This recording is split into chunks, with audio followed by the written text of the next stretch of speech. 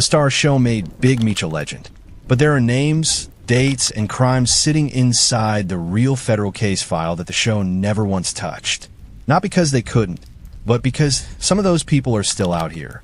And because the man at the center of this story was allowed to help shape his own narrative from inside a federal prison cell. Today, we do not read the myth.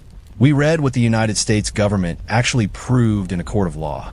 We go through the DEA surveillance logs. We read the indictment. We'll look at the sentencing documents. We talk about the real people, the real money, the real blood, and the real consequences that the cameras never showed you. Here is something most people do not know. At the peak of their operation, the Black Mafia family was moving an estimated 2,500 kilos of cocaine every single month, just from their Atlanta base alone. Every month. That is not a hustle. That is not a gang. That is an industrial-scale narcotics distribution network that the DEA spent 15 years trying to dismantle. And they did it starting with $40 and a quarter ounce of cocaine on the streets of Southwest Detroit.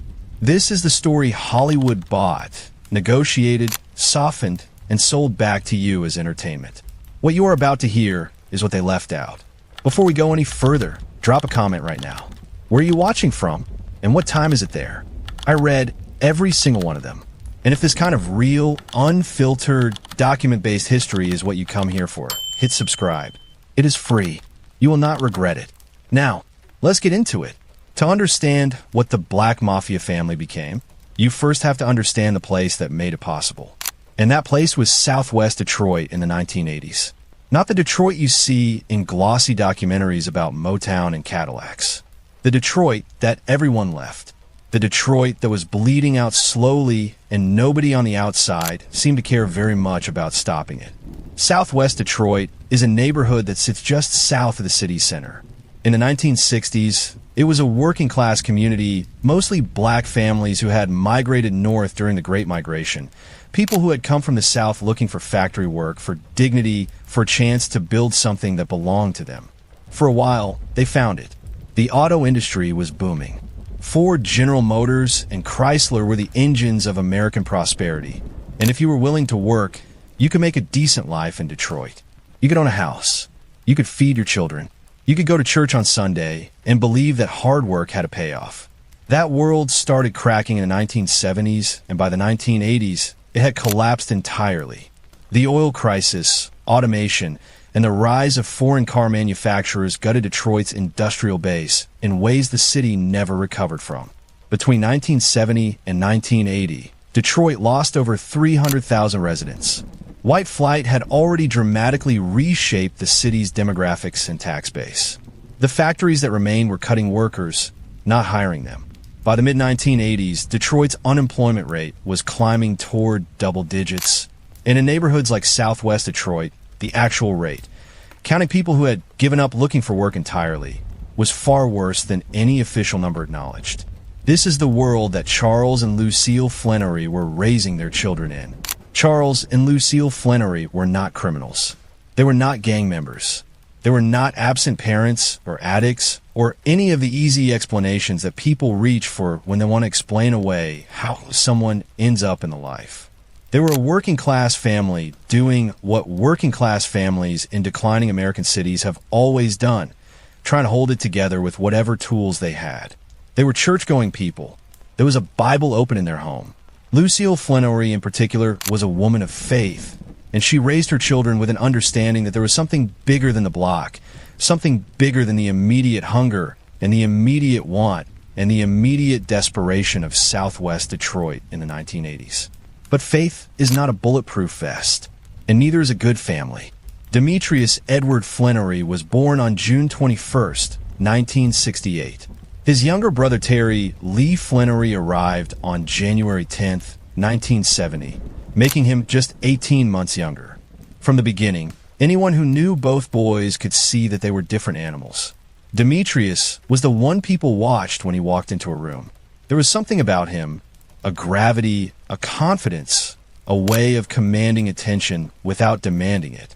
He was funny. He was sharp. He could read people the way other people read books, and he remembered everything. He was the kind of kid who, in a different city, in a different zip code, with a different set of options, might have ended up running a company or a city council or a courtroom. He had that kind of intelligence. Terry was quieter, more careful. Where Demetrius was the flame, Terry was the engine, methodical, strategic, always thinking 3 moves ahead. He was the one who noticed details that other people missed. He was the one who thought about logistics when everyone else was thinking about what was right in front of them. These two temperaments together, the charismatic frontman and the meticulous operator, would eventually become the architecture of one of the most sophisticated drug distribution networks America had ever seen. But that was still in the future. In the mid-1980s, they were just 2 kids in southwest Detroit watching the crack epidemic detonate their world. The crack cocaine epidemic arrived in American cities in the early to mid-1980s, and it hit black urban communities with a ferocity that was almost incomprehensible. Crack was not simply a new drug. It was an economic phenomenon. Powder cocaine was expensive, the drug of Wall Street, of studio executives, of people with money. But crack was cheap. For $5, for $10, you could buy a rock of crack cocaine that delivered an intense, short-lived high. The market for it was enormous, and the barriers to entry as a dealer were virtually non-existent.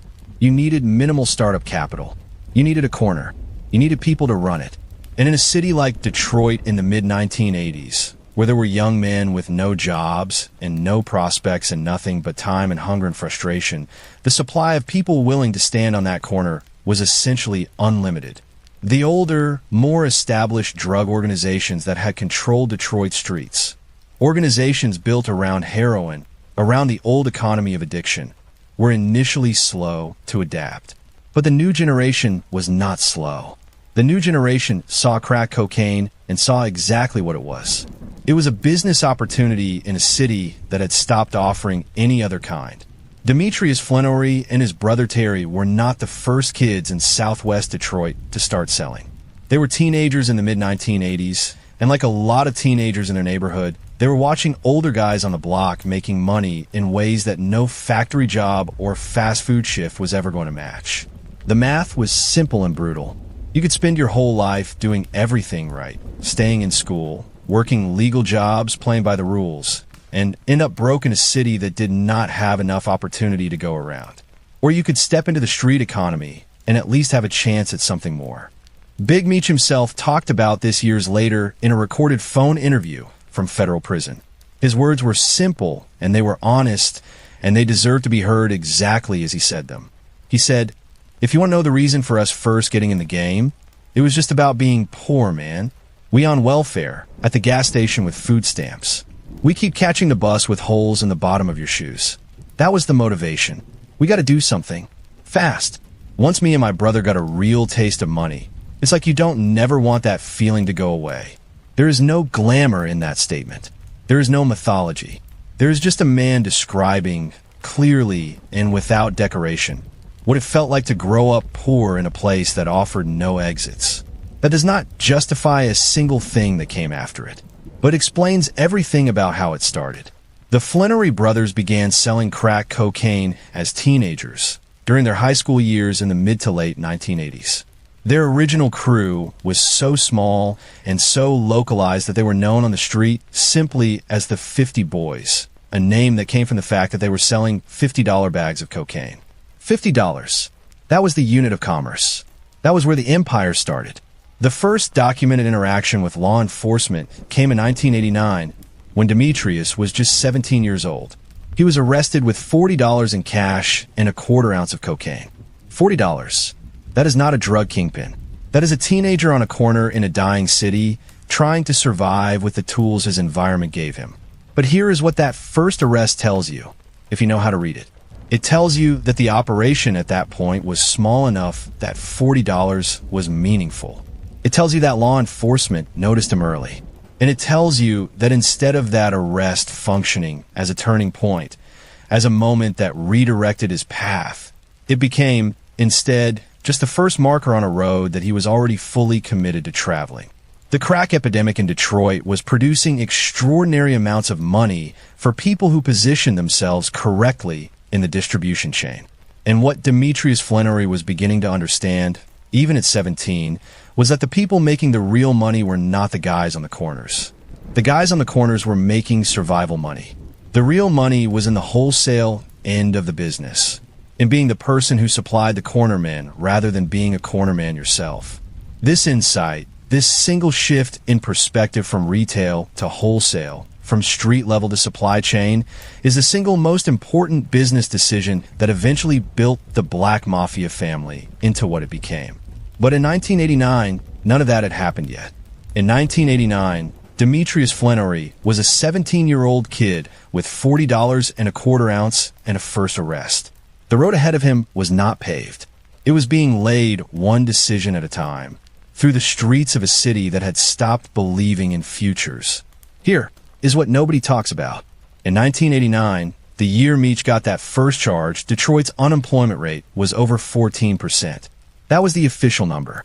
In neighborhoods like Southwest Detroit, the real number was higher. That context does not excuse a single thing, but it explains everything about the environment in which these decisions were made. And understanding that environment is not sympathy for what came later, is the only honest way to tell the story. The Flannery brothers looked at Southwest Detroit, and they saw the same thing that every other young man in that neighborhood saw. They just decided to do something about it that most others did not. And for a period of time, that decision looked, from the inside, like the only rational one. That is the tragedy of it, not the glamour. The tragedy. The transition from the 50 boys, two teenagers selling $50 bags on the corners of Southwest Detroit, to the Black Mafia family, a multi-state cocaine distribution network moving hundreds of kilos per month, did not happen overnight. It happened over roughly a decade, and it happened through a combination of strategic thinking, ruthless discipline, the right connections appearing at the right moments, and a level of organizational intelligence that law enforcement would later describe, privately and in court filings, was something that sounded almost like professional admiration. By the late 1980s and into the early 1990s, the Flannery brothers were beginning to scale their operation in ways that separated them from the dozens of other crews operating in Detroit at the same time. The key insight, the one that changed everything, was the shift from street-level retail to wholesale distribution. Most young drug dealers in Detroit were thinking about their corner, their block, their immediate territory. They were thinking about the product in front of them and the customer standing right there. The Flannery brothers, and Demetrius in particular, started thinking about something bigger. They started thinking about supply chains. If you supply the cornerman instead of being a cornerman yourself, you remove yourself from the most dangerous part of the business, the street-level transaction that carries the highest risk of arrest and violence. You become invisible to the retail customer. You become, instead, the person that other dealers depend on. And dependency, in the drug trade as in any other business, is power. Demetrius Flannery understood this at an age when most people are still figuring out how to manage their first paycheck. The move to wholesale distribution required capital. It required the ability to buy product in larger quantities at lower per unit prices, to store it safely, to move it efficiently, and to build a reliable customer base among other dealers rather than individual users. None of this is simple. All of it carries enormous risk. But the Flannery brothers executed it. And through the early 1990s, their operation grew steadily from a neighborhood-level business into something that began reaching into other cities. The Atlanta connection was not accidental. It was strategic. By the early 1990s, Atlanta was undergoing a transformation that made it uniquely attractive to people building drug distribution networks. The city was growing explosively. The economy was expanding. The population was increasing rapidly. The nightlife was developing into something that would eventually make Atlanta one of the cultural capitals of the American South. And critically, from a law enforcement perspective, Atlanta's police and federal agencies were not yet focused on Detroit-origin drug organizations the way they were focused on local gangs and the Colombian and Jamaican organizations that had historically controlled parts of the Atlanta market. This created what was, in effect, an open lane, and the Flannery brothers drove straight into it. Demetrius relocated to Atlanta and established the organization's southeastern hub there. His role was distribution. managing the relationships with dealers across Georgia and neighboring states, running the entertainment-based front operations that would eventually become central to the BMF brand, and maintaining the network of relationships that kept the whole structure together. Terry, meanwhile, moved progressively westward. By the early 2000s, Terry was based in Los Angeles, where his role was managing the supply side, receiving shipments of cocaine that were coming into California from Mexican sources, and ensuring that the product moved eastward toward Atlanta, Detroit, St. Louis, and the other markets that BMF was supplying. The division of labor between the two brothers was remarkably clean. Demetrius was the face, the brand, the relationship manager, the public presence. Terry was the logistics operator, the supply chain architect, the man who made sure the planes were loaded and the routes were clean and the product arrived where it needed to be.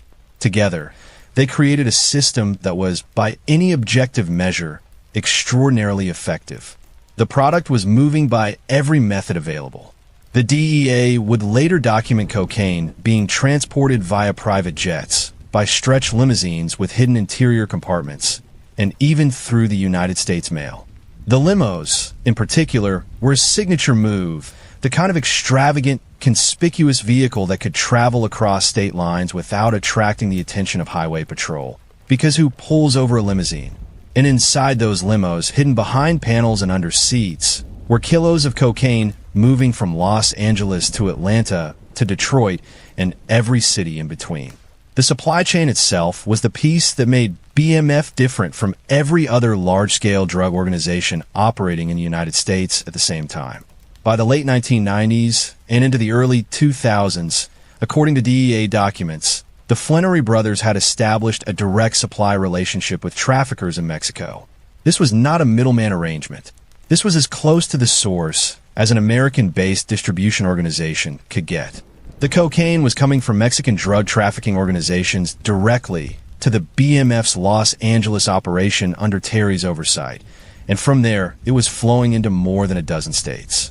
According to the DEA's own case files, BMF's distribution network ultimately covered Alabama, California, Florida, Georgia, Kentucky, Louisiana, Michigan, Mississippi, Missouri, North Carolina, Ohio, and Tennessee. 12 states. That is not a regional drug ring. That is a national infrastructure. According to DEA press releases and court documents, at the peak of the operation, BMF was responsible for moving over 2,500 kilos of cocaine per month through their Atlanta hub. This volume, thousands of kilograms monthly, turned a local Detroit crew into a true national distribution network. If you do the math on that, and the government prosecutors absolutely did the math on that, the revenues being generated by the organization were staggering. Federal prosecutors alleged that the BMF network generated revenues exceeding $270 million between 1989 and 2005 through cocaine distribution. This figure represents the government's estimated total value of drugs moved by the organization. $270 million from $40 and a quarter ounce of cocaine. Now pause here for a moment, because there is something that this number demands you understand. That is not profit. That is revenue, the total estimated value of cocaine distributed through the BMF network over the life of the organization. The actual profit margin on cocaine distribution, after accounting for the cost of the product, the cost of transportation, the cost of paying the network of people involved, the cost of maintaining the front businesses, and the enormous ongoing cost of staying ahead of law enforcement. That margin, while still substantial, was considerably smaller than $270 million. But even a fraction of $270 million, generated by two men who started with almost nothing, is a level of financial success that most legitimate American businesses never approach. Think about what $270 million a year looks like for a kid who started with $40. But here's the question that nobody ever asks. How do you hide that? How do you explain that kind of money to the world, to the IRS, to the neighbors, to the people who ask what you do for a living? How do you spend it without being immediately obvious? That question, the question of how you launder that much money, is where the story gets interesting in a completely different way. The early crew that grew around the Flannery brothers was built on something that is genuinely important to understand if you want to understand why BMF lasted as long as it did. It was not built primarily on fear, though fear certainly played a role later. In the early years, it was built on loyalty, specifically the kind of loyalty that comes from shared history and shared identity.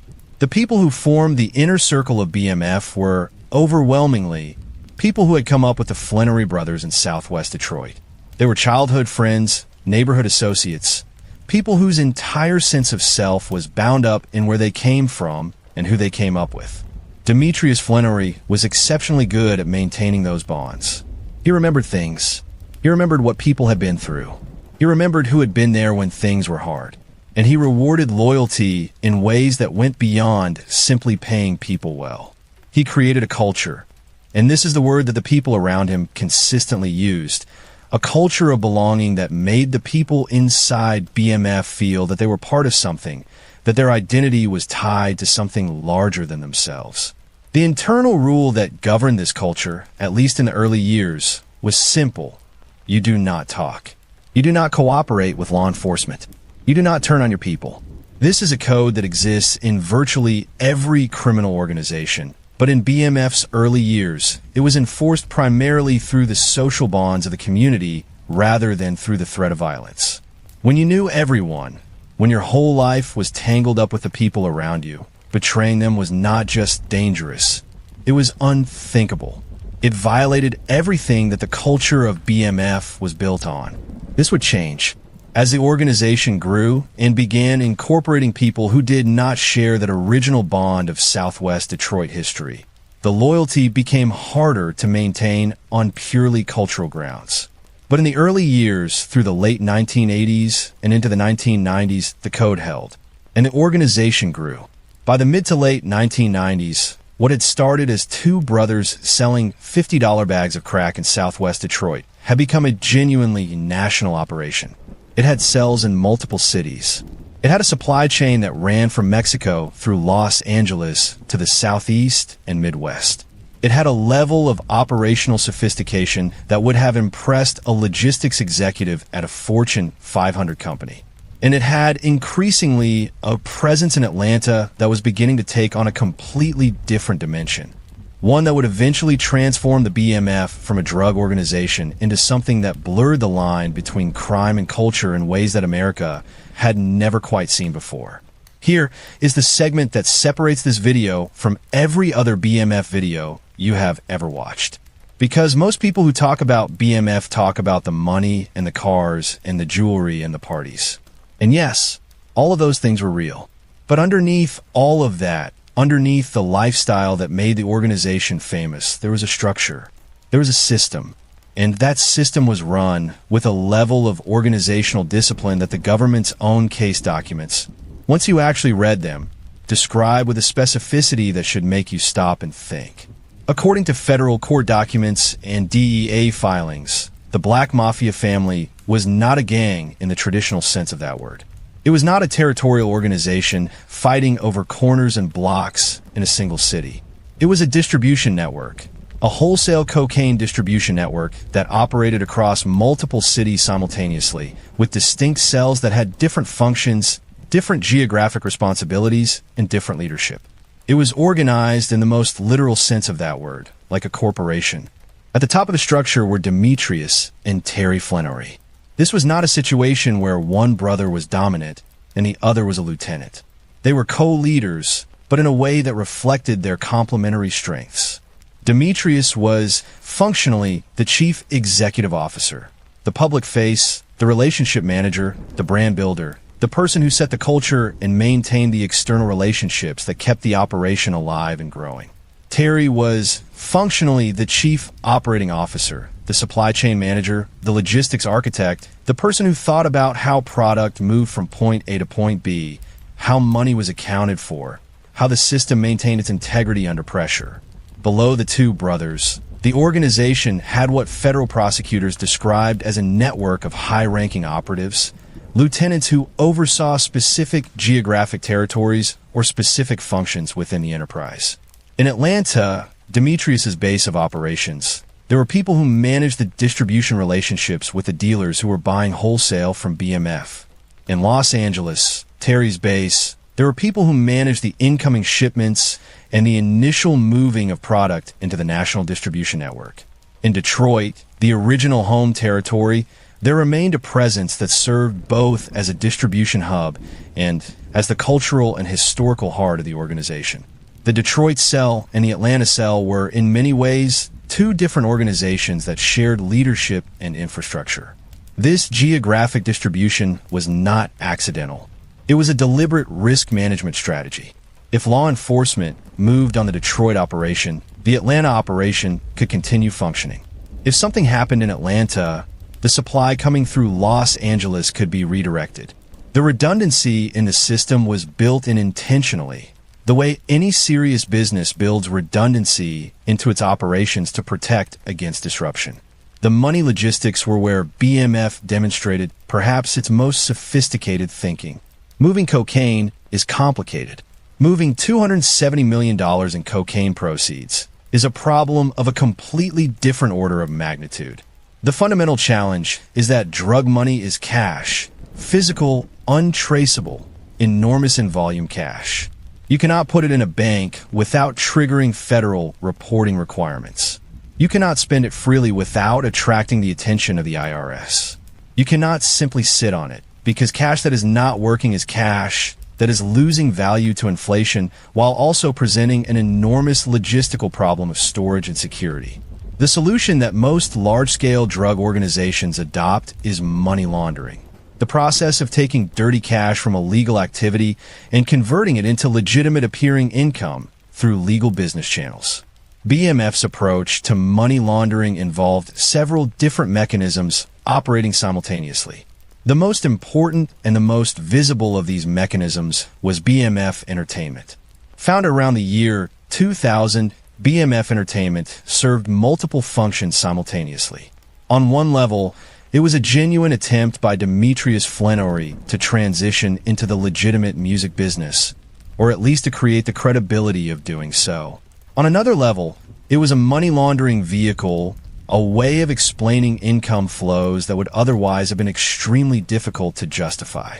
And on a third level, it was a brand-building operation, a way of associating the BMF name with the glamour and cultural currency of hip-hop rather than with the federal indictments and DEA surveillance logs that were the organization's other products. Beyond BMF Entertainment, the organization used cash-intensive businesses, the kind of businesses where large amounts of cash come in regularly and are difficult to audit precisely, as laundering vehicles. Car washes, cash-heavy service businesses, and similar operations provided cover for cocaine proceeds moving into the legitimate financial system.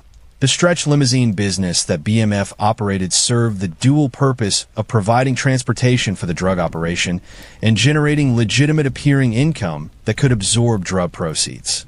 The physical movement of money was another area where BMF demonstrated real operational sophistication. Cash was moved between cities in the same vehicles, the limos with hidden compartments that were used to move cocaine. Private jets moved both product and money. The United States Mail was used for cash shipments. The organization maintained what federal prosecutors described as stash houses, locations where large amounts of cash and cocaine were kept temporarily as part of the distribution process. In Los Angeles alone, investigators later identified multiple stash house operations that held millions of dollars in cash. Now here is something that most people fundamentally misunderstand about the jewelry, the cars, the parties, and the extreme lifestyle that BMF became famous for. The common interpretation is that this was simply how rich people who had no financial education behaved. They got money and they spent on the most visible, most expensive things they could find, because that is what people with no taste do with new money. That interpretation is wrong, or at least it is incomplete. The lifestyle was, at least in part, deliberate. It was marketing. It was brand building. The Flenory brothers, and Demetrius in particular, understood something that legitimate business owners also understand. Visibility creates desire, and desire creates demand. If you're in the business of distributing cocaine to other dealers, you need those dealers to want to do business with you specifically, rather than with the other wholesale suppliers who are also available to them. You need them to believe that your organization is the best, the most professional, the most capable, the most connected. And nothing communicates success and capability to the kind of people you are trying to attract quite like an extraordinarily expensive and visible lifestyle. The parties that BMF threw, and they were legendary parties, events that cost hundreds of thousands of dollars and were attended by hip-hop celebrities, professional athletes, and business figures across Atlanta and beyond, served the same function that corporate entertainment serves in the legitimate business world. They were relationship-building events. They were demonstrations of resources and hospitality that communicated, without words, that the Flannery brothers had the kind of power that made them worth being associated with. The jewelry, and BMF members wore jewelry that was genuinely staggering in its expense and scale, custom pieces that cost tens or hundreds of thousands of dollars each, communicated the same thing.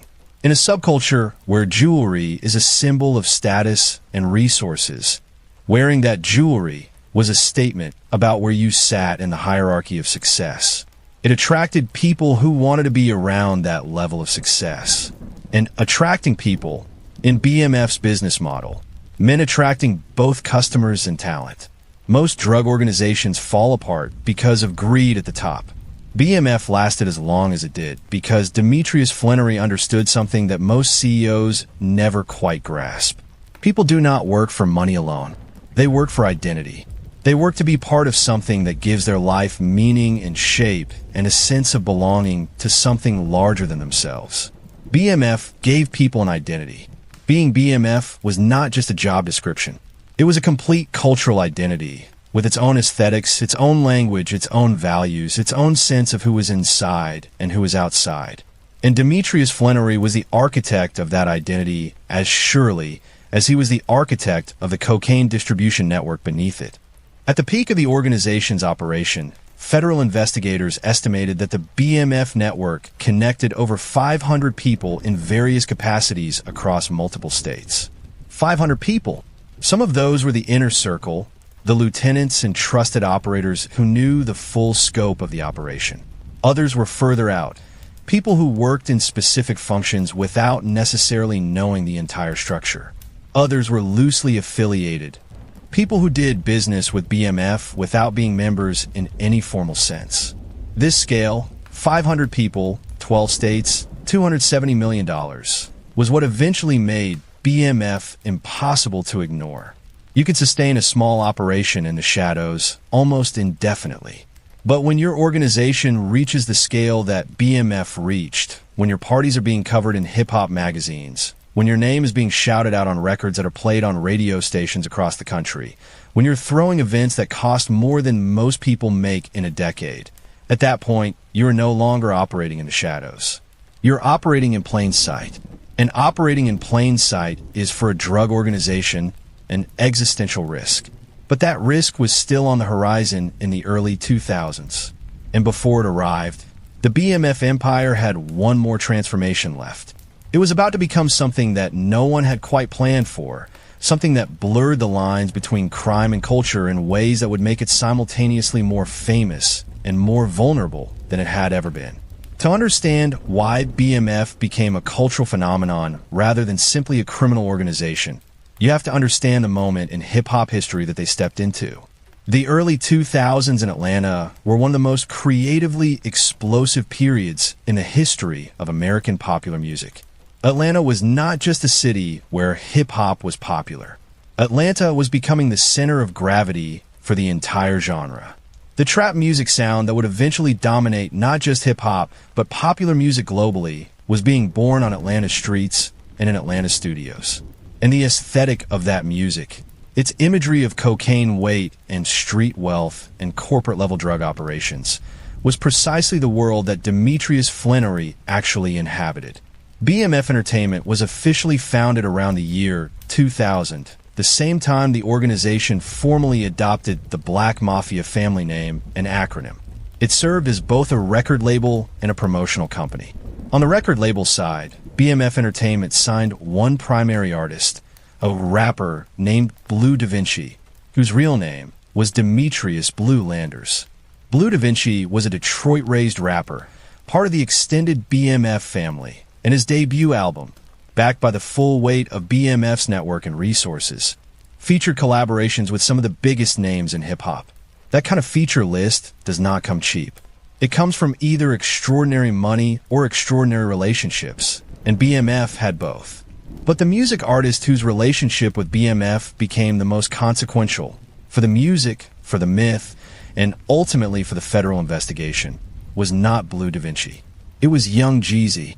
Jeezy, born J. Wayne Jenkins, had come up from Macon, Georgia, selling mixtapes independently and building a street-level following with music that was explicit about its drug trade imagery. His alter ego, the Snowman, a menacing figure whose name played directly on the street term snow for cocaine, was an enormously effective piece of brand positioning in a music market that rewarded authenticity and street credibility above almost everything else. By the early to mid-2000s, Jeezy was becoming one of the most important artists in Atlanta's emerging trap scene. Jeezy was never formally signed to BMF Entertainment. This is an important factual distinction. What the relationship between Meech and Jeezy actually was, and court testimony and documented reporting make this as clear as it can be made, was a relationship of mutual support and affiliation.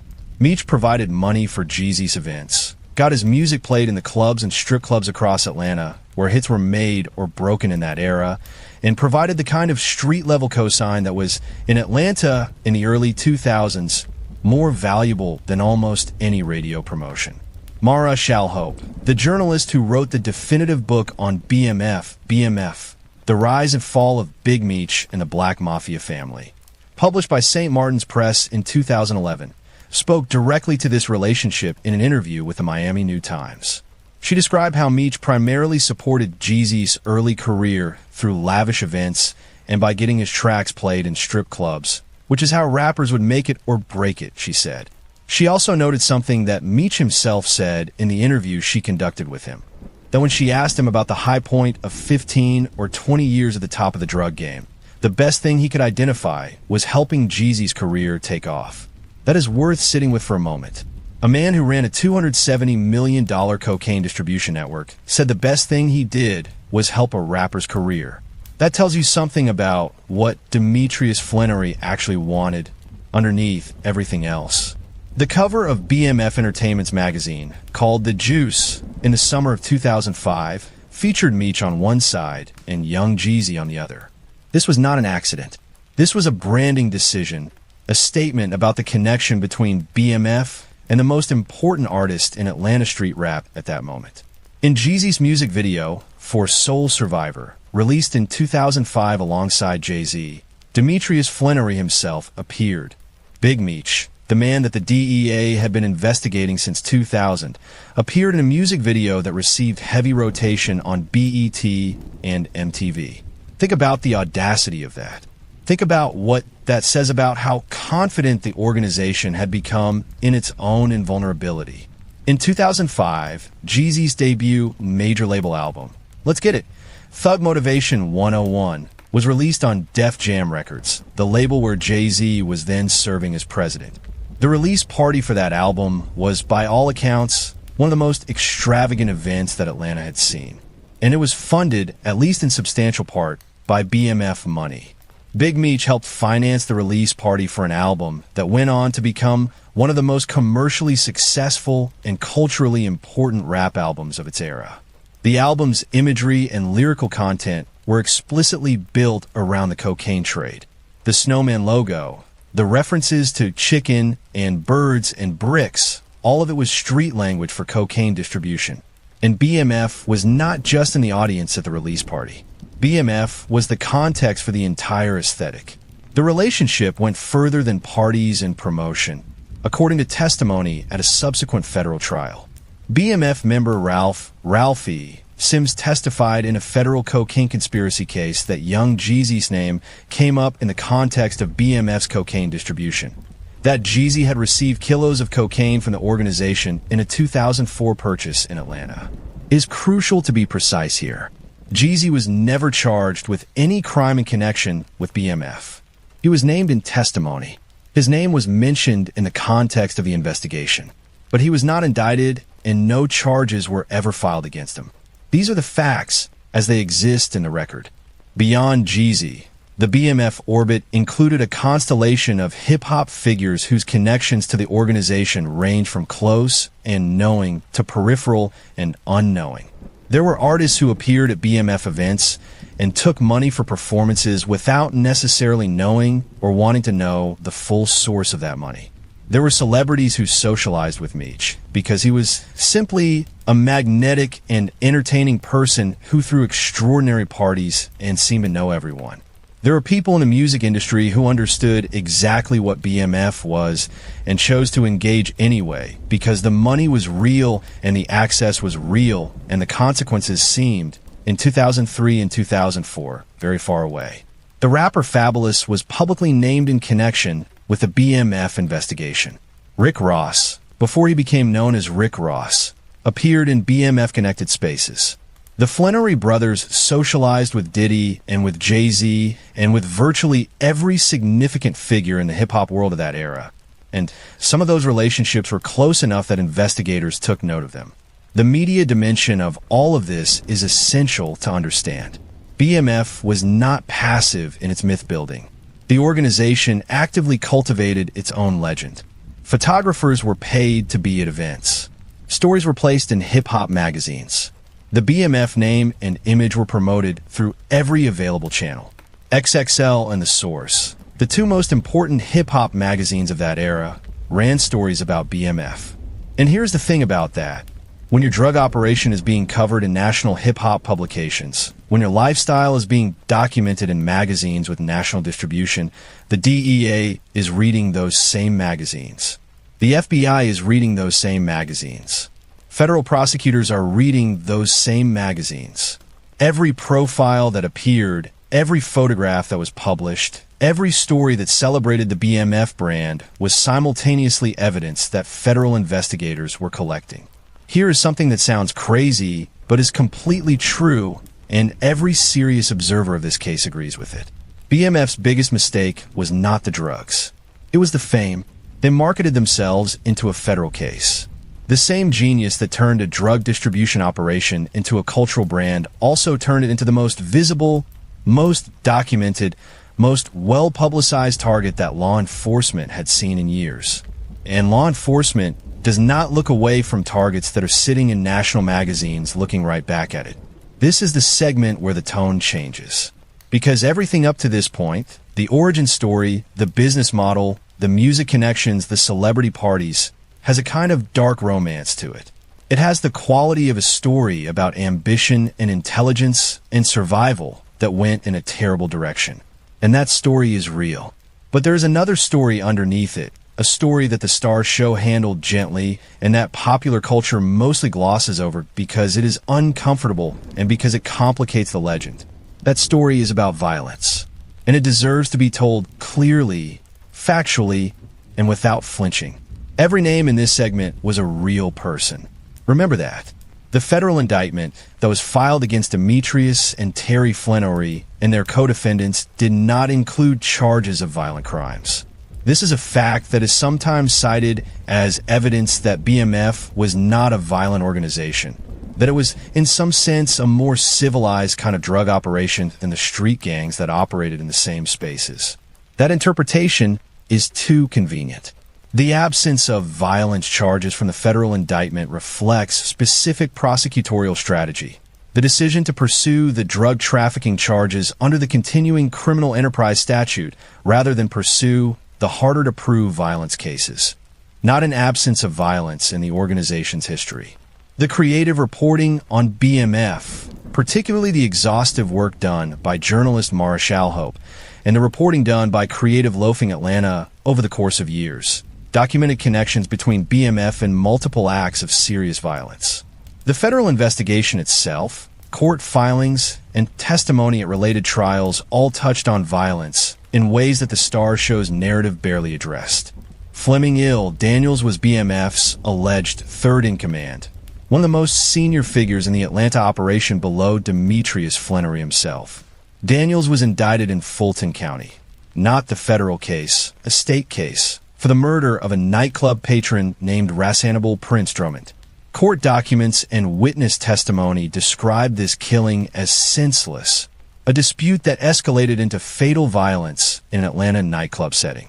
Daniels was a central figure in the BMF organization, and his indictment illustrated the kind of violence that existed at the edges and inside the organization's story. The killing of Sean Diddy Combs' former bodyguard was connected to the BMF orbit. In 2003, Anthony Wolf Jones, who had previously served as a bodyguard for Sean Combs, was killed in a gun battle behind a nightclub in Atlanta's Buckhead neighborhood. Federal investigators later connected this incident to the BMF world. This was not a random act of street violence unconnected to the organization's activities. It was part of the broader atmosphere of danger and lethal conflict that surrounded BMF's Atlanta operations. The 1997 murder case that Creative Loafing's reporting identified as connected to BMF. The killing of a federal witness the day after that witness was released from custody represents perhaps the most serious alleged connection between BMF and organized violence. A federal witness, someone who had been in custody and was released, was murdered the following day. Federal agents later identified a suspect in this case, Tremaine Graham, who was the ex-son-in-law of Atlanta Mayor Shirley Franklin. Agents also testified that the mayor's daughter, Kai Franklin, was being investigated in connection with what she might have known about her ex-husband's cocaine involvement. This is not a story about a street corner dispute. This is a story that reaches from a federal witness assassination directly into the home of an American mayor. This is how deep and how wide the BMF orbit extended. The Wolf Pack, a name used in some federal documents to describe BMF's enforcement arm, was the aspect of the organization's internal operations most deliberately kept out of the public narrative. Every large-scale drug organization that operates across multiple cities and moves hundreds of millions of dollars in product requires the ability to enforce its own internal rules. Debts must be collected. Theft must be punished. Informants must be managed. People who attempt to steal from or threaten the organization must be dealt with in ways that make clear that such behavior is not survivable. That is not a moral judgment. That is a structural reality of how criminal organizations maintain discipline in the absence of legal enforcement mechanisms. What happened when people stole from or threatened BMF? The court documents and testimony in related cases provide partial answers.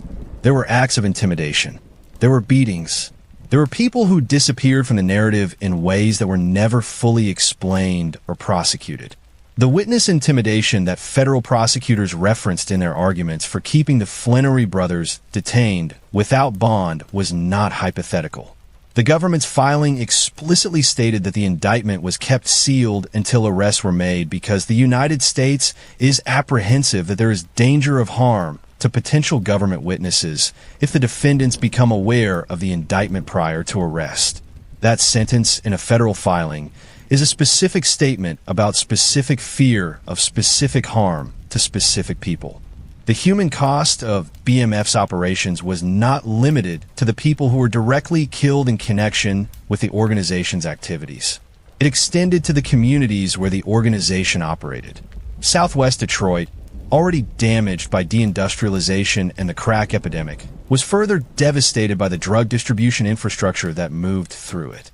Atlanta neighborhoods where cocaine was flowing in from BMF's wholesale operation, where street-level dealers bought their product from BMF's network, saw the downstream effects of that distribution and addiction in violence between competing dealers, in the destruction of families, in children who grew up in environments where the most visible economic success was attached to drug dealing. The television show that bears the BMF name does not give significant screen time to any of this. It does not show the communities that were destroyed. It does not center the families of people who were killed in BMF-connected violence. It does not follow the crack addict who bought cocaine that originated in a BMF shipment. It does not tell those stories because those stories are not the story of glamour and ambition and brotherhood that the show was built to tell. That is not a criticism of the show as entertainment. It is a statement about what entertainment does with history that is uncomfortable. And the history of BMF is deeply uncomfortable in ways that the popular narrative has consistently chosen not to sit with. The violence in the BMF story was not random. It was not the product of impulsive individuals acting without organizational context. It was in significant part structural, a necessary feature of a criminal enterprise that needed to maintain discipline and security across a network of hundreds of people in a dozen states with no legal enforcement mechanisms available to it. The fact that the violence was strategic rather than random is actually more chilling than if it had been chaotic. It means it was calculated. It means it was managed. It means it was a feature, not a bug. Every name connected to BMF-related violence was a real person, with a family, with people who loved them, with a future that ended. That is the part of the BMF story that deserves to be held just as firmly as the mythology of the empire. The DEA did not wake up one morning in 2005 and decide to investigate the Black Mafia family. The investigation that ultimately brought down Demetrius and Terry Flenory was 15 years in the making. It began in the early 1990s, gained significant momentum around 2000, and entered its final decisive phase in 2004 and 2005.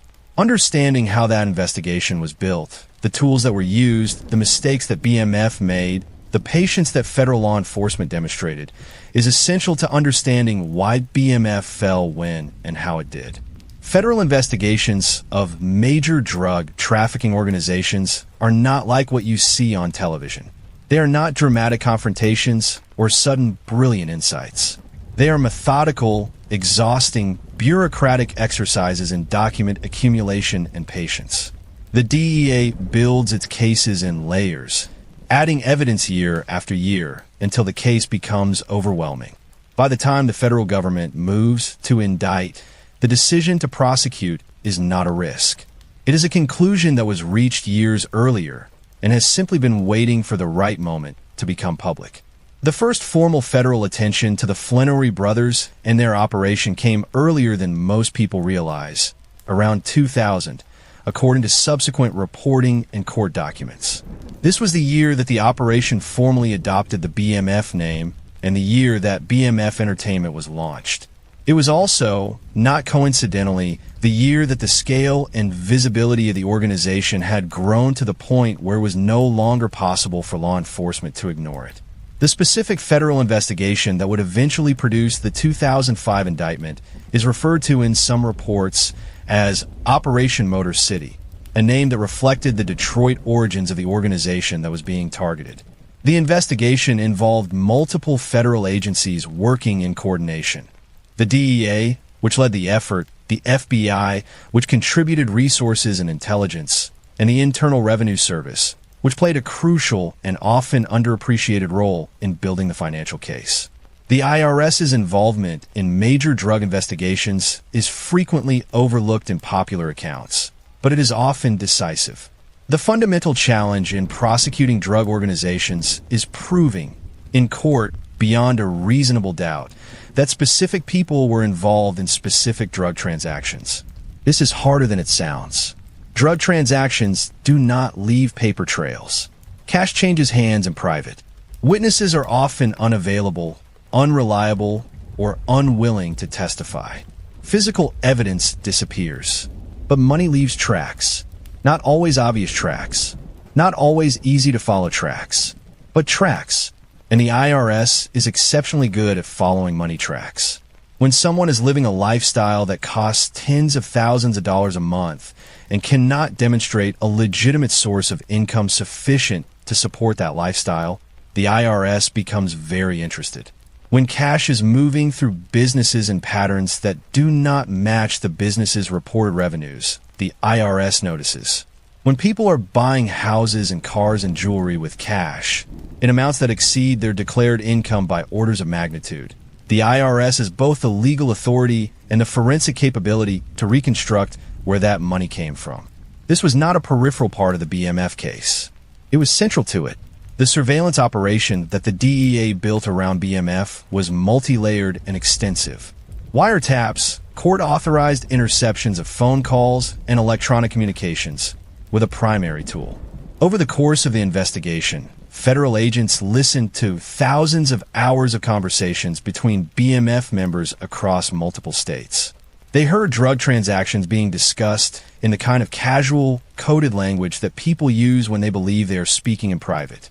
They heard Demetrius Flannery himself. They heard his lieutenants. They heard conversations that documented relationships, transactions, and the organizational structure of the enterprise in ways that were extremely difficult to explain away. Physical surveillance was conducted across multiple states. Federal agents photographed BMF members at parties, at clubs, at events, at meetings. They tracked the movements of vehicles, including the stretch limousines that were being used to move product and money. They built a visual record of the organization's activities and associations that complemented the audio record being built through the wiretaps.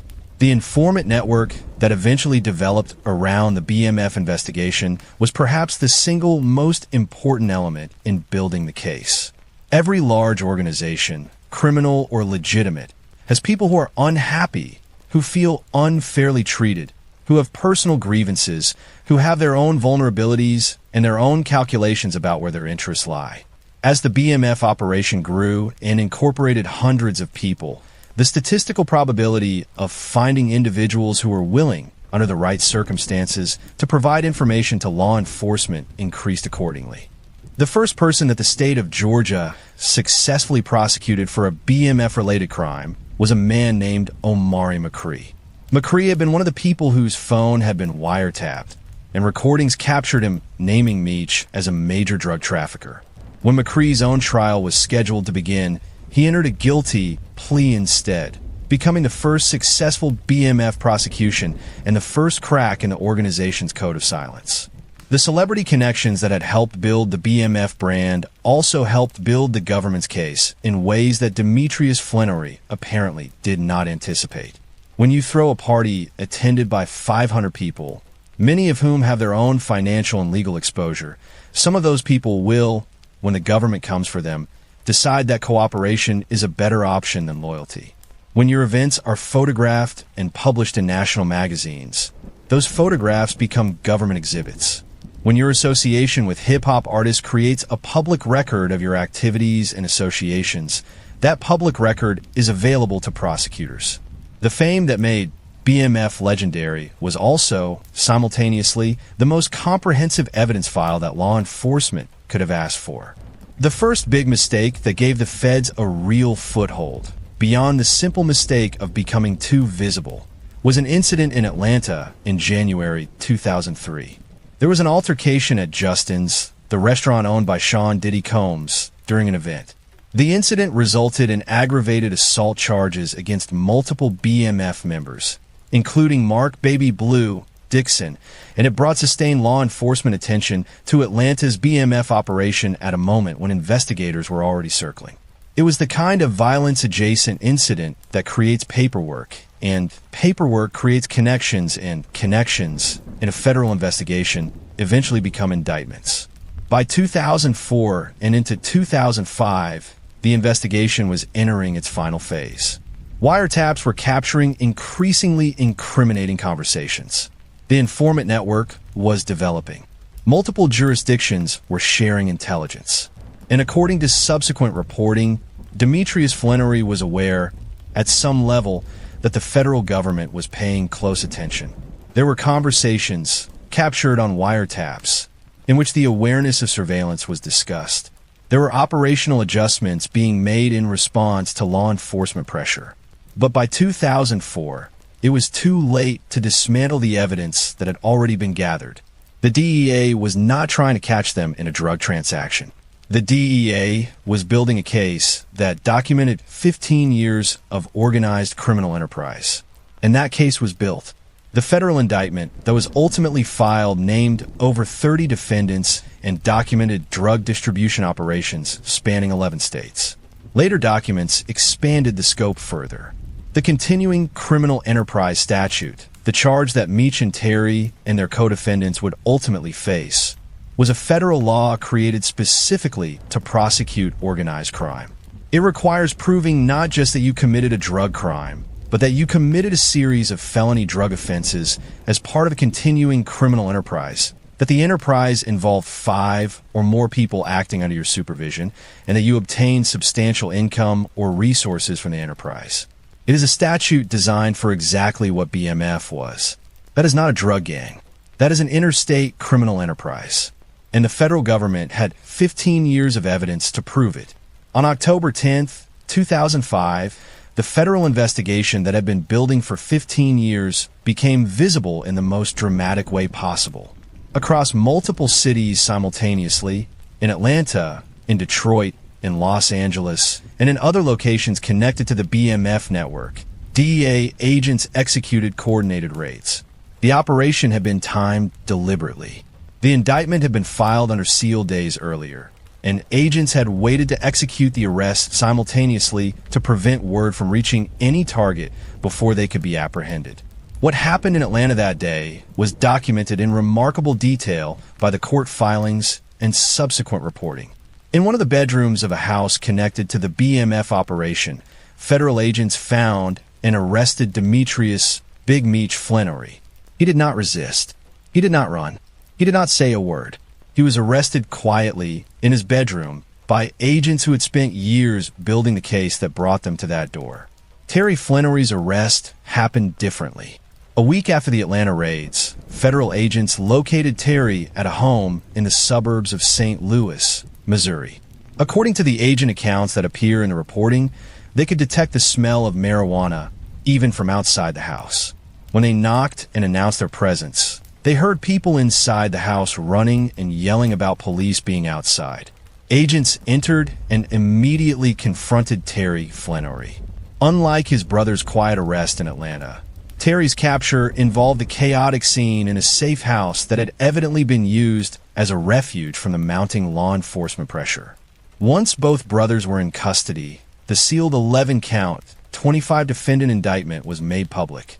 The indictment covered multiple charges related to the operation of a continuing criminal enterprise involving the large-scale distribution of cocaine across the United States from 1990 to 2005. Within a week of the brothers' arrests, other high-ranking BMF operatives were being tracked down across the country. Some were found in what the reporting described as far-flung hideouts, locations that suggested prior awareness of the investigation and attempts at evasion. The raids themselves produced substantial evidence. The government seized $2 million in cash and assets, including weapons and cocaine, in the October 2005 operations. This was not the total picture of what the investigation had accumulated, but it was the most recent and most concrete evidence of ongoing criminal activity at the time of the arrests. Mark "Baby Blue" Dixon, one of the high-ranking BMF members who had been arrested at a Centennial Park concert in August 2005 on the earlier aggravated assault charges, was already in custody when the main indictment came down. According to a document filed by federal prosecutors, he was not recommended for release on bond because of an outstanding FBI warrant. His case illustrated how the multiple threads of the investigation, state charges, federal charges, assault investigations, drug trafficking evidence, were converging simultaneously from multiple directions. The bail hearings for Demetrius and Terry Flannery were decisive moments that established the tone for everything that followed. The government argued strenuously against bail for both brothers, and those arguments revealed the extent of what prosecutors had. The specific language in the government's filing about fear of harm to witnesses, the statement that the indictment had been kept sealed because of danger of harm to potential government witnesses, was not standard boilerplate language. It was a specific claim supported by the investigators' assessment of the organization's history, that these defendants posed a real and specific danger to people who might testify against them. The court agreed, and both brothers were detained without bond. The collapse of the code of silence that followed the arrests was both faster and more comprehensive than most observers expected. In criminal organizations, the mythology of loyalty is always more powerful than the reality. And nowhere is this more clearly demonstrated than in what happens when members of those organizations face the specific reality of decades in federal prison. The abstract commitment to silence and loyalty, made when the consequences seem distant and hypothetical, looks very different when a federal prosecutor sits across the table from you and explains precisely what they have and precisely what you are facing. The first wave of cooperation among BMF members began almost immediately after the arrests. People who were lower in the organization's hierarchy and who had lower legal exposure were among the first to talk, providing information about the structure and operations of the organization that confirmed and expanded what investigators already knew. As the cooperation spread upward through the hierarchy, the picture that emerged for prosecutors became increasingly detailed and increasingly damning. The media coverage that followed the arrests was extraordinary, because BMF had invested so heavily in its own public profile, because the organization's name appeared in hip-hop publications and was connected to major music industry figures. The story of the arrest was covered not just as a law enforcement story, but as a cultural story. The same cameras and reporters who had documented BMF's parties and lifestyle were now documenting the unraveling of the empire. The famous BMF brand that had been such an effective marketing tool for the organization became, in the fall of 2005, a banner under which the story of its destruction was told. The contrast between the glamour of the previous years and the reality of federal detention without bond was stark. In 2004, Big Meech had been the audience at the BET Hip Hop Awards, visible and celebrated. In late 2005, he was in a federal detention facility, facing a multi-count indictment that carried decades of potential prison time. The federal trial of Demetrius and Terry Flenory and their co-defendants was originally scheduled to begin in late 2007. It never happened. Instead, in 2007, both brothers entered guilty pleas, admissions to the central charge in the government's case, the charge of operating a continuing criminal enterprise involving the large-scale distribution of cocaine in the United States from 1990 to 2005. The decision to plead guilty rather than go to trial was not a sudden or impulsive one. It was the product of a sober analysis of what the government had and what a trial would realistically produce. What the government had was, by any measure, an overwhelming case. 15 years of investigation had produced an extraordinary volume of evidence. Wiretap conversations, surveillance photographs, financial records, the testimony of multiple cooperating witnesses who had worked inside the organization, drug seizures, cash seizures, and the documented financial profile of an organization that had moved over $270 million worth of cocaine. The challenge that any defense attorney faces in those circumstances is not simply making the best argument at trial. It is assessing, honestly, whether any argument, however skillfully made, can overcome the weight of that evidence in front of a federal jury. The Flenory brothers' legal teams made that assessment and concluded that the evidence was too substantial for a trial to produce anything other than guilty verdicts, and that a trial, by introducing additional evidence and providing opportunities for more cooperating witnesses to testify, would likely produce sentences at the maximum end of the available range. The plea agreements were negotiated over an extended period. Both brothers ultimately agreed to plead guilty to the continuing criminal enterprise charge. The question of cooperation with the government, whether they would provide information about the cartel suppliers and other figures above BMF in the supply chain, was a point of significant tension and ultimately different outcomes for the two brothers. Terry Flenory received a sentence of 30 years, subsequently reduced. The terms of his plea agreement and the extent of any cooperation he provided were not made public in their entirety. But court records do reflect that Terry's disciplinary record in prison was cleaner than his brother's, and he was ultimately granted compassionate release in April 2020 during the COVID-19 pandemic, based on health concerns. Demetrius Flenory's position was more complicated and, ultimately, more costly. He initially resisted the idea of any cooperation with the government. This was consistent with the code of silence and identity that he had spent years building, both for his organization and for himself. Cooperating with the government would have been a fundamental betrayal of everything that the BMF brand represented, and Demetrius Flenory was, more than anyone else, the architect of that brand. He understood, perhaps better than anyone, what cooperation would mean for his reputation and his legacy. But refusing to cooperate has a price in the federal sentencing system. The government's sentencing guidelines provide for substantial reductions in sentence for defendants who provide substantial assistance to investigations. Declining to provide that assistance means accepting the sentence that would result without the reduction. In Demetrius's case, that meant accepting 30 years. At the sentencing hearing in 2008, a proceeding that took place before U.S. District Judge David Lawson in federal court in Detroit, the full weight of what had happened was formally acknowledged. Demetrius Flannery was sentenced to 30 years in federal prison. Terry Flannery received the same sentence. Co-defendants across the organization received sentences ranging from several years to over 2 decades, depending on their individual roles and their cooperation with the government. The co-defendants' cooperation, in many cases, was what allowed the government to build the detailed, factual record that the sentencing process required. People who had been inside the organization's operations described, in precise detail, how the drug distribution worked, how the money was moved, what the organizational hierarchy looked like, and who was responsible for what. This testimony, combined with the documentary evidence gathered over 15 years of investigation, produced a comprehensive picture of the BMF enterprise that appears in the government's case record. The asset forfeiture that accompanied the convictions was staggering. The government seized cash, real estate, vehicles, jewelry, and other assets connected to the proceeds of the drug trafficking operation.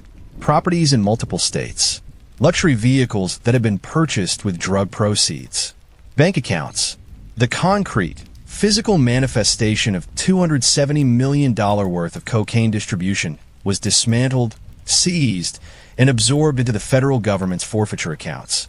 In 2008, when the gavel fell and the sentences were formally imposed, the Black Mafia family, as an operating criminal enterprise, was officially over. What remained was the legend, and as subsequent years would demonstrate, the legend had a life of its own that federal prison walls were not entirely capable of containing. The federal prison system is designed, among other things, to separate dangerous and influential inmates from the networks of relationships and authority that gave them power on the outside. For most people who enter it, it succeeds in doing this. The world outside continues without them. Their organizations dissolve or reorganize under new leadership, and the individual becomes, fairly quickly, a diminishing presence in the world that used to revolve around them.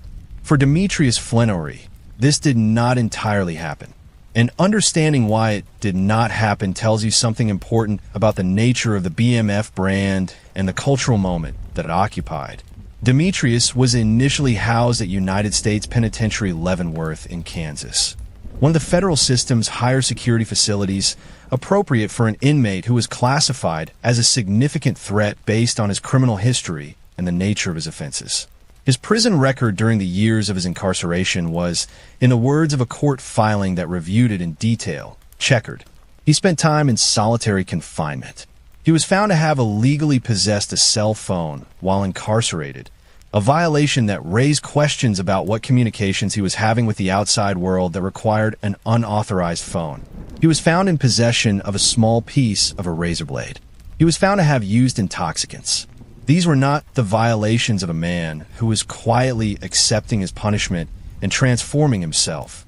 These were the violations of a man who was having significant difficulty adjusting to the constraints of federal imprisonment. The cell phone was the most significant of these infractions. A cell phone in federal prison is not simply a rules violation. It is a potential communications tool that can be used to maintain criminal associations, coordinate activities on the outside, or conduct business that federal authorities cannot monitor. The fact that Demetrius Flannery was found with an unauthorized cell phone during his imprisonment was cited by prosecutors as a reason to oppose his subsequent requests for compassionate release. A court filing that prosecutors used to oppose his release applications described Demetrius Flannery as a violent, fame-hungry drug baron who reveled in a lifestyle of money, cars, houses, clothes, jewelry, and hoes. This language, harsh and specific and drawn from the prosecutor's assessment of his character as documented through the investigation and his prison conduct, gives some sense of how the government viewed the man even years into his incarceration. And yet, outside the prison walls, the BMF legend was not dying. It was growing. Hip-hop's relationship with the BMF story deepened during the years of incarceration. The BMF name continued to appear in music. Young Jeezy, in the years after Meech's imprisonment, continued to build a major music career in which the aesthetic and imagery associated with BMF remained a cultural touchstone. The story of Big Meech and the Black Mafia family was discussed, referenced, and mythologized in ways that grew rather than diminished over time. Part of this was simply the nature of imprisonment and legend. Absence makes the myth grow stronger because a living person doing ordinary things eventually deflates a legend, while an absent person can remain permanently frozen in the most powerful version of their story. Social media, which expanded enormously in reach and cultural importance during the years of Meech's imprisonment, became a vehicle through which the BMF brand was maintained and promoted by people on the outside. Merchandise bearing the BMF name and logo was sold. Meech's image was kept alive through posts, through references in music, through the sustained fascination of a public that found the story of the empire and its fall compelling in ways that went beyond simple celebrity interest. The 2012 attempt to reduce Meech's sentence was the first formal legal effort by his defense to alter the trajectory of his incarceration. It did not succeed. The government opposed the reduction, citing his prison conduct record and the seriousness of his offenses, and the court denied the request. This failure established the pattern that would repeat itself several times in the years that followed.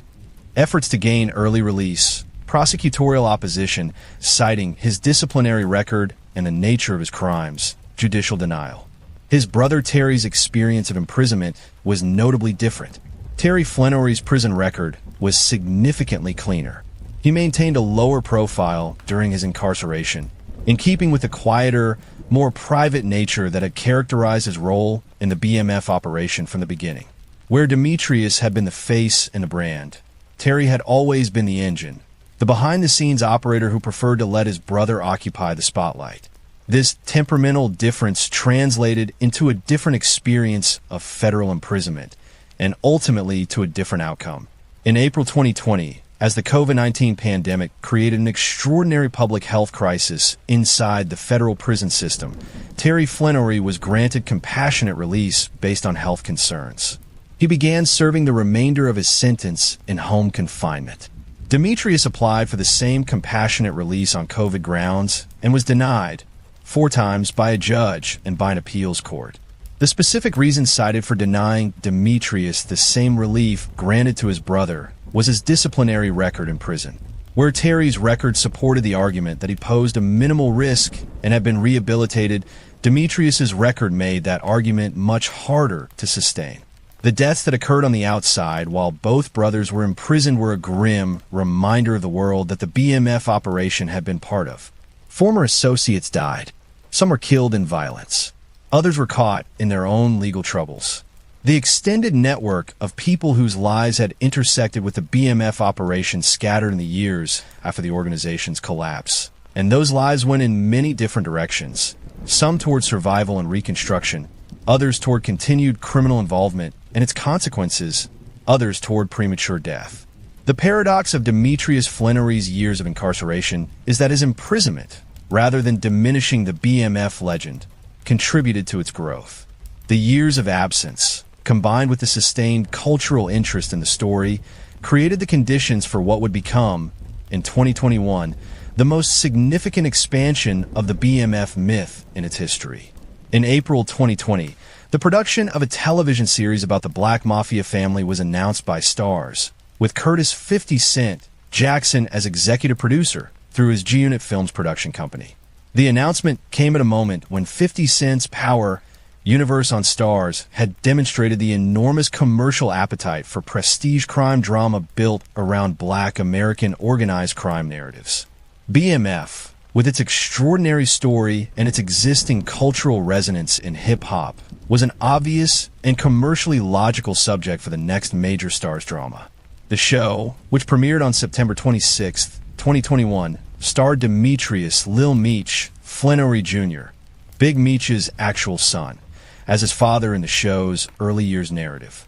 This casting decision was simultaneously an act of compelling storytelling and an act of extraordinary narrative control by the Flannery family.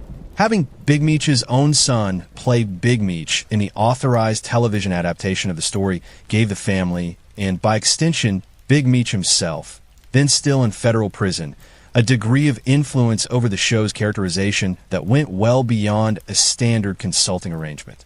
The show was created by Detroit's screenwriter Randy Huggins, who brought genuine care and craft to the material. In interviews, Huggins spoke about the Flannery family's complexity and contradictions with genuine empathy, noting that they came from a two-parent household, a family rooted in Christianity, with a Bible open on the table.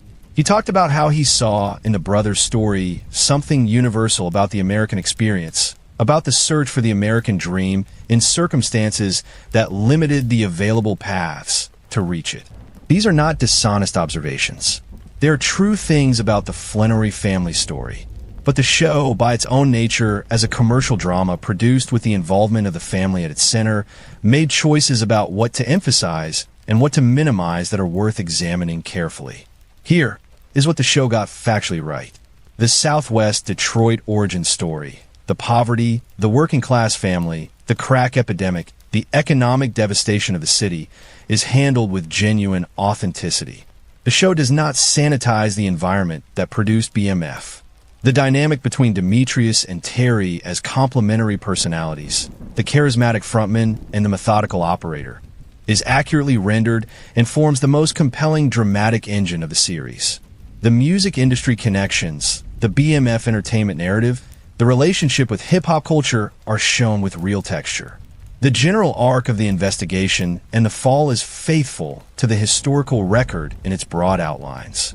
And the casting of Eminem as Richard White Boy Rick Wersch, who had genuine historical connections to Detroit's drug world, added an element of Detroit authenticity that grounded the story in its real geography. Here is what the show buried, changed, or significantly softened. The violence connected to BMF was handled with remarkable gentleness for a show on the same network that produces content known for unflinching depictions of criminal activity. The enforcement arm of the organization, the people and mechanisms that maintained internal discipline through the threat and application of violence, was barely present in the show's narrative. This is not a matter of not having enough screen time. It is a deliberate, creative, and possibly legal decision. Depicting specific acts of violence that are connected to real, named people who are still alive carries legal risk.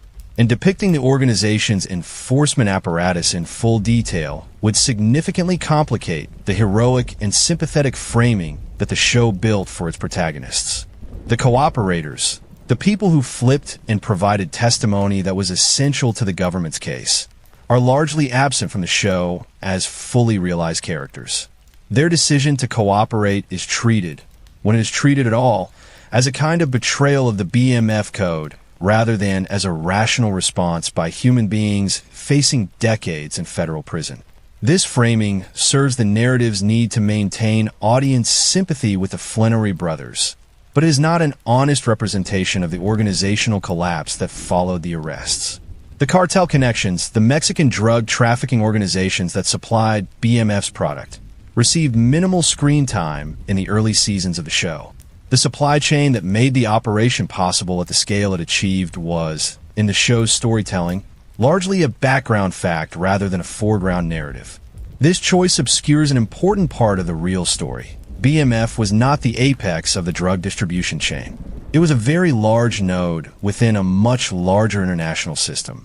The communities that were destroyed by the cocaine flowing through BMF's distribution network received essentially no representation in the show.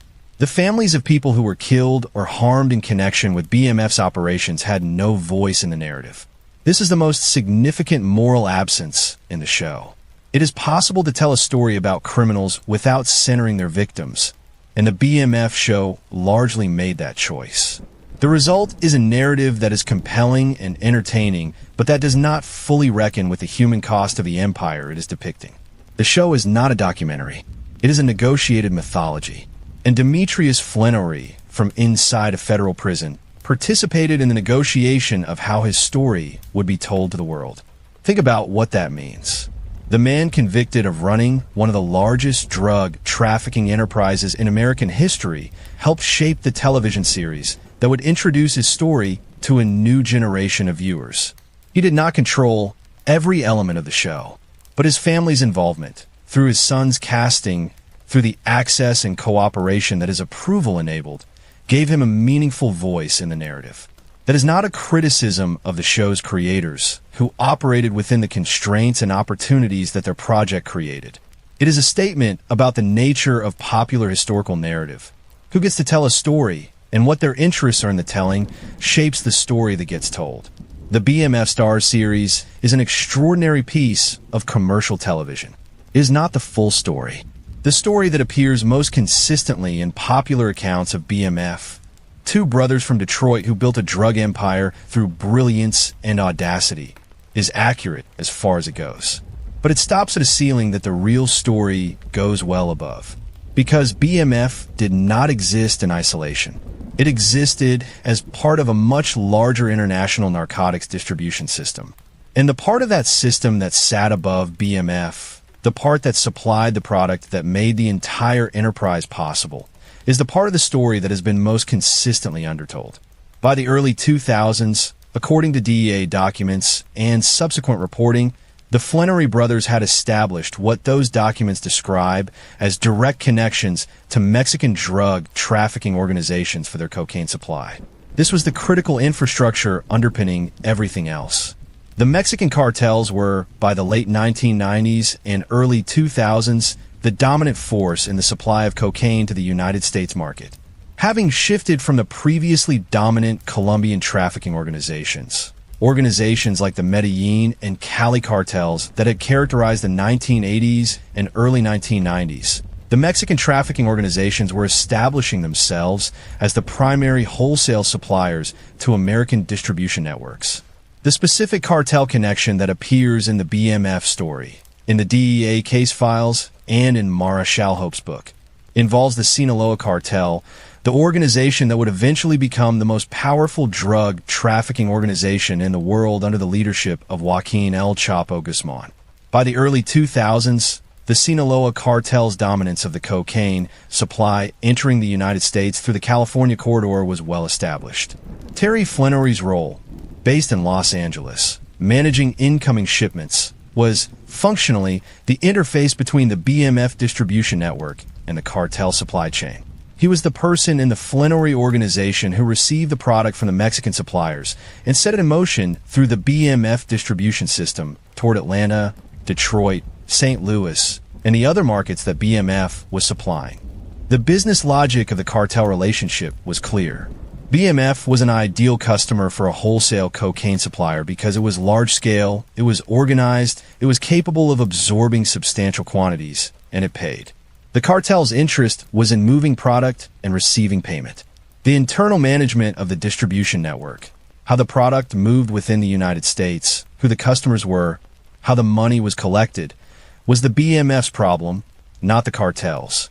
This division of responsibility served both parties. The cartel got a reliable, high-volume customer, and BMF got access to a reliable, consistent supply of cocaine at wholesale prices that allowed them to maintain their margins across a distribution network spanning 12 states. What happened to the cartel connections after BMF fell is an important part of the story that is rarely examined. The cartel did not fall when BMF fell. The Sinaloa cartel, in the years after BMF's 2005 arrests, continued to grow and expand. The cocaine supply chain into the United States continued operating through other distribution networks that stepped into the space that BMF had occupied. El Chapo Guzman was not arrested until 2016, more than a decade after BMF collapse, and even his arrest did not end the Sinaloa cartel's operations. This is the part of the drug war story that is most important to understand if you want to understand what drug enforcement actually accomplishes. Taking down BMF was a real achievement. It removed a significant node from the cocaine distribution network in the United States. It put the leaders of that organization in prison for decades. It disrupted the flow of cocaine into multiple cities. These are real and meaningful outcomes. But the supply chain above BMF The cartel that was providing the cocaine was barely touched by the BMF investigation. The DEA's focus, at least in the public record of this case, was on the American Distribution Organization, not on the international supply organization that enabled it. Why? The answer is partly structural. DEA investigations of American-based distribution organizations are, logistically and legally, far simpler than investigations of Mexican-based cartel organizations that operate across international borders and within the sovereignty of another nation. The tools available to American law enforcement for investigating domestic operations, wiretaps, physical surveillance, financial investigation, grand juries, informant agreements, are far more easily deployed against an American organization than against a foreign one. The BMF case was, in some sense, an investigation that was shaped by what was achievable rather than by what was complete. The result is that the people most responsible for the cocaine flowing into American cities, the cartel leaders and logistics operators who supplied BMF and dozens of other distribution networks simultaneously, remained largely unaffected by the investigation that dismantled BMF. BMF went down. The supply chain above it kept running. This is not a critique of the DEA investigators who worked the BMF case. They did their jobs with extraordinary thoroughness over 15 years. It is a statement about the structural limitations of a drug enforcement strategy that focuses on distribution networks while the supply chains that feed them continue operating, and while the demand that drives all of it continues unaddressed. The legal journey toward Demetrius Flenory's eventual release from federal custody was long, complicated, and marked by setbacks before it reached its conclusion. The 30-year sentence imposed in 2008 was, by any measure, a severe consequence. But the federal sentencing system has mechanisms that allow for sentence modification, and the years after 2008 saw a sustained series of legal efforts by Flenory's defense attorneys to reduce the time he would actually serve. The first significant reduction came in 2021, when U.S. District Judge David Lawson agreed to reduce Flenory's sentence from 360 months to 324 months, a reduction of 36 months or 3 years, based on legal arguments relating to sentencing guidelines reform. This was not a compassionate release. It was a legal reduction based on changes in how the sentencing guidelines were being interpreted and applied retroactively.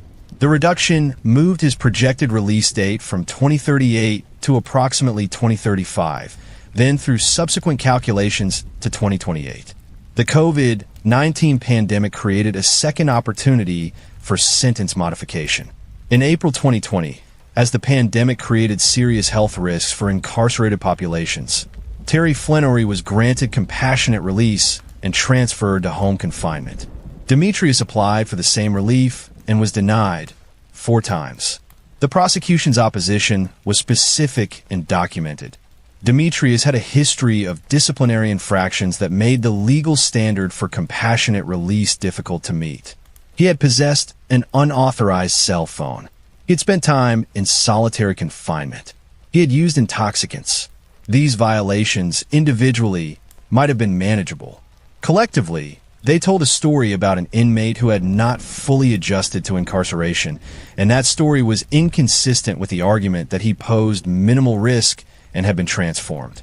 The breakthrough came through the application of Amendment 821 to the United States Sentencing Guidelines, which retroactively adjusted sentencing calculations for defendants who had been given additional criminal history points at sentencing. Flenory's attorney, Brittany K. Barnett of the Buried Alive Project, an organization that advocates for people serving extreme sentences, successfully argued that her client was entitled to a sentence reduction under the retroactive amendment. The argument turned on the technical sentencing calculation and on evidence of Flenory's conduct since 2021, during which period he had maintained a clean disciplinary record, obtained a GED, and participated in prison programs. In February 2024, Judge Lawson granted the reduction, cutting an additional 32 months from the sentence. The new projected release date moved to September 2025. Flenory served 18 years and has dedicated his time in prison to positive transformation. His attorney wrote in a statement, "The sentence reduction made national news. particularly because it was announced 2 days before the premiere of the 3rd season of the BMF television series on Starz, a timing that was either a remarkable coincidence or a masterclass in public relations. In October 2024, Demetrius Flenory, 56 years old, was transferred from FCI Coleman Low in Wildwood, Florida, a low-security federal facility near Orlando, to a residential reentry center in Miami, Florida, run by the Bureau of Prisons Miami Residential Reentry Management Office. He was, in the language of the federal system, not in BOP custody, meaning he was no longer in a traditional federal prison, while still technically completing his sentence in the supervised community confinement setting. His official release date, per the Federal Bureau of Prisons website, was January 27, 2026. Terry Flenory, meanwhile, was serving out his sentence at a residential reentry center in Detroit. His official release date was August 17, 2025. The two brothers who had built and run the BMF together, who had been arrested together, who had been sentenced together, were ending their sentences in different cities. Demetrius in Miami, Terry in Detroit, in keeping with the geographic separation that had characterized their roles in the organization itself. What did Demetrius Flenory say publicly in the period leading up to and following his release from the traditional prison environment? His statements, in interviews and through representatives, consistently emphasized redemption, positive transformation, and a desire to use his experience and platform for something constructive. He talked about the Build More Families initiative, a deliberate rebranding of the BMF acronym away from the criminal history and toward a community-building concept. His son Lil Meech, through the Starz series, had become a legitimate entertainment industry figure in his own right, and Demetrius spoke about his son's success with the kind of genuine pride that any parent would feel regardless of the circumstances. The communities that BMF operated in, Southwest Detroit, sections of Atlanta, parts of Los Angeles, did not emerge transformed from the years of the organization's dominance. Southwest Detroit continued to grapple with the poverty and disinvestment that had characterized it in the 1980s when the Flenory brothers were growing up there. The crack epidemic's legacy, in addiction, in broken families, in the trauma that accumulated across a generation of children who grew up in its midst, was not something that ended when BMF was dismantled. The consequences of that period were long and deep, and are still being lived by communities that never made the pages of hip-hop magazines and never appeared in any television series. Former BMF members scattered across multiple outcomes. Some rebuilt lives, finding legitimate work, reconnecting with families, doing the hard and unglamorous work of reconstruction after incarceration. Some did not survive, killed in violence, dead from illness, gone in the ways that people who lived at the intersection of poverty and extreme danger sometimes go. Some remained in the legal system, serving time, fighting cases, living with the ongoing consequences of their years inside the organization. The real question, the one that hangs over every story about crime and punishment and what comes after, is what redemption actually means and what it requires. It is a question that Demetrius Flenory was, by 2024 and 2025, having to confront in the most practical terms. After nearly 2 decades in federal prison, after becoming one of the most famous drug kingpins in American history, after having his life story turned into a hit television series while he sat in a federal cell, what does coming home mean? What does accountability look like? And what do the people who were harmed by the organization he built deserve from the story that continues to be told about it?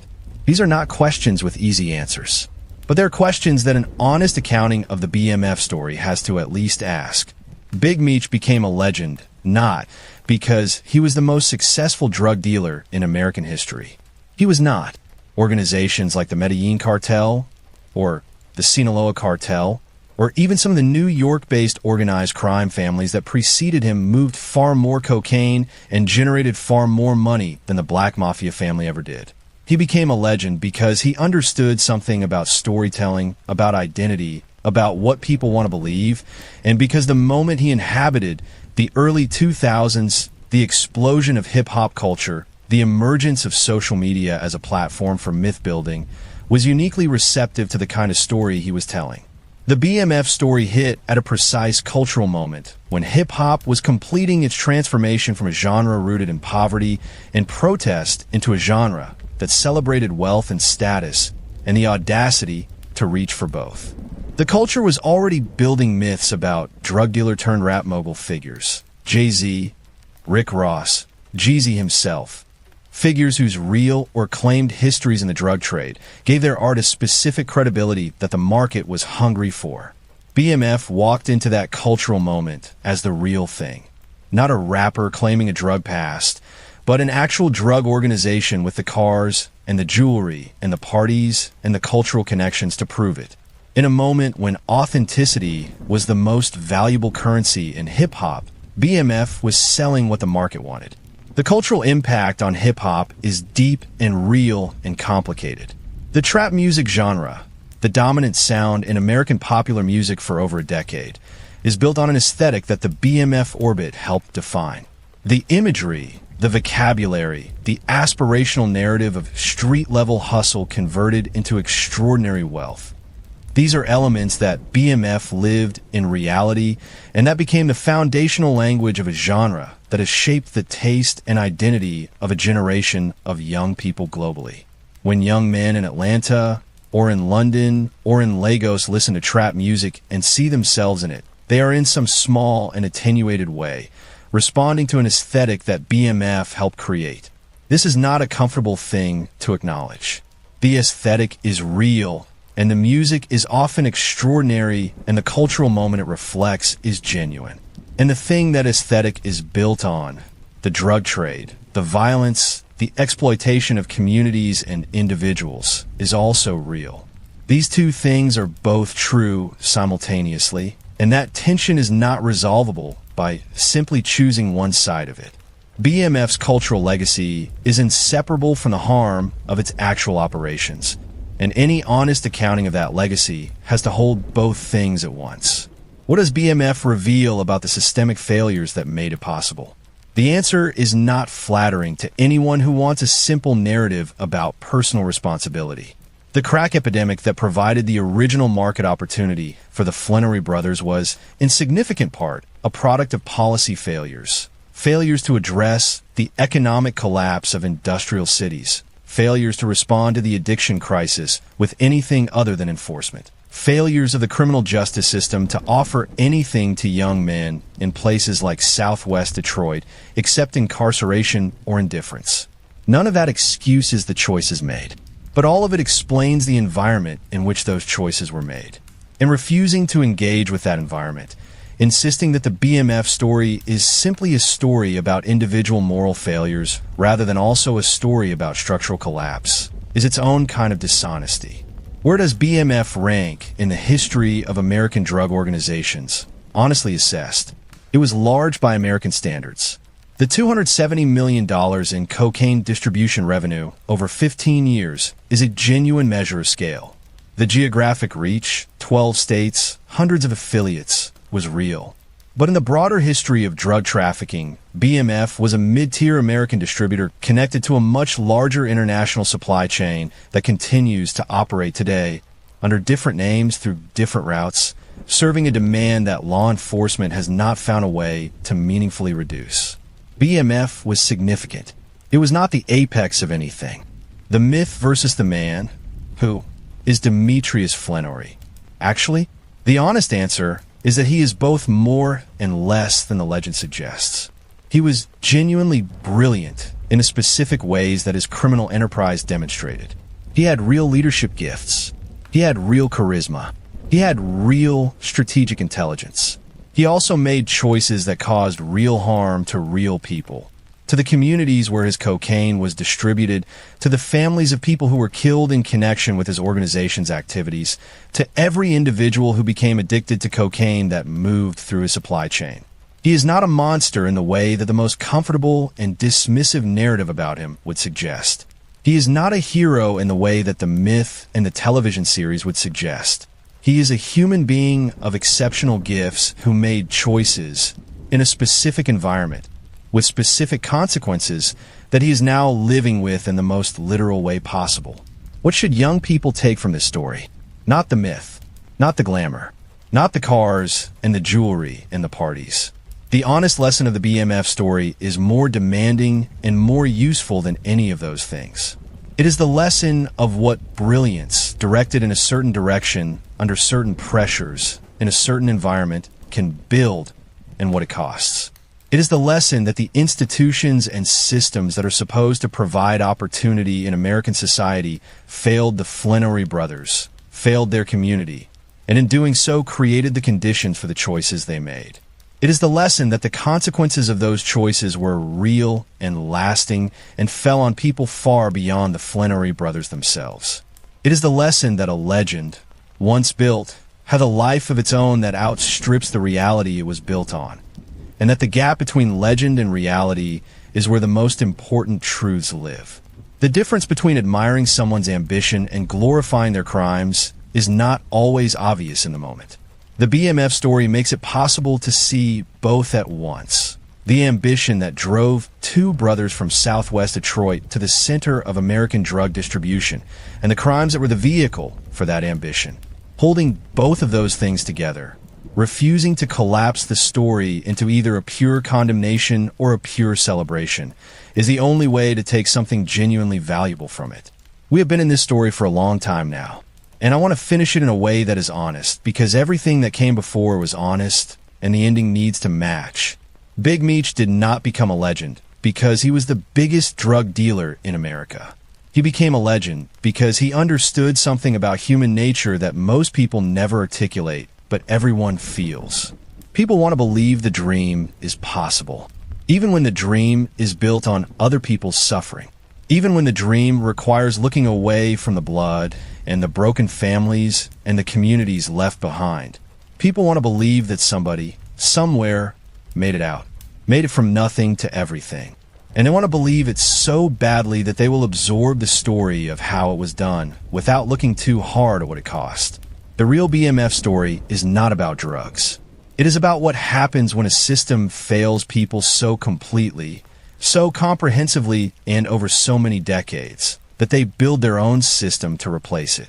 And it is about what it costs everyone inside the organization and outside it when that replacement system collapses. Demetrius Flenory entered a federal prison in 2008 as the leader of a $270 million cocaine distribution network, one of the most famous criminals in America.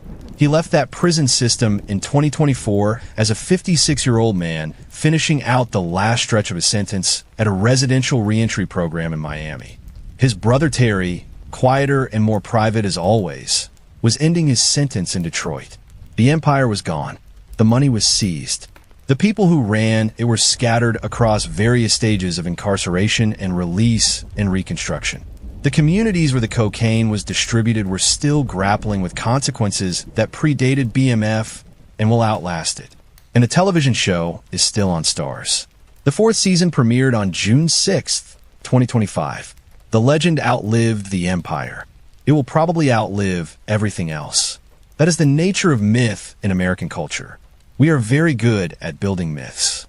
We are less good at sitting with the full weight of what those myths are built on.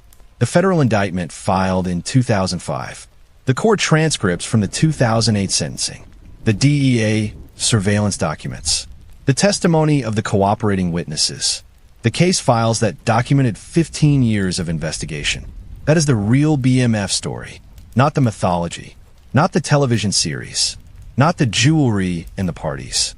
The documents, the facts, the names of real people who were hurt, the communities that were damaged, the institutions that failed to prevent it and then paid enormous resources to clean it up.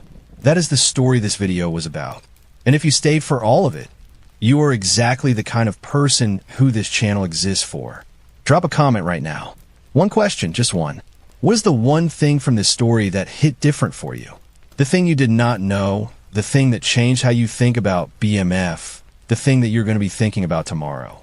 Drop it below. I read every single one. If you have someone in your life who thinks they know the BMF story, because they watch the show, because they know the music, because they feel like they have seen enough to understand it, share this video with them. Not to start an argument, just to say, there is more to this than the mythology. There always is. And if you're not subscribed yet, what are you waiting for? This is the kind of history this channel exists to tell. The real version, the document-based version, the version that takes the work seriously enough to actually do the work. Subscribe, turn on the notification bell, and I will see you in the next one.